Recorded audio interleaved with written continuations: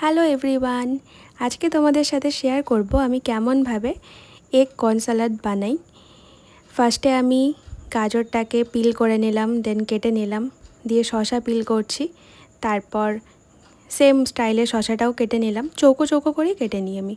তারপর টমেটো কেটে নিলাম, তারপর পেঁয়াজ কেটে নিলাম। পেঁয়াজ আমার অলওয়েজ ফেভারিট, তাই একটা বড় গোটা পেঁয়াজ আমি দিই।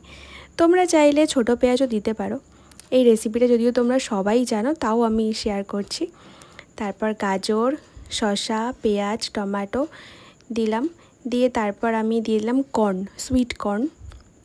সুইট কর্ন দেওয়ার পর আমি দিয়ে দিলাম দইয়ের মধ্যে অল্প একটুখানি বিট নুন, তারপর দিয়ে দিলাম হানি।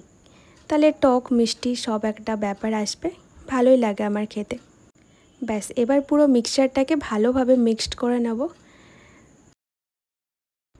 ভালোভাবে মিক্সড করে নেওয়ার পর তারপর আমি বয়েলড এগ দিয়ে দিলাম। ব্যাস রেডি আমার কর্ন এগ সালাদ।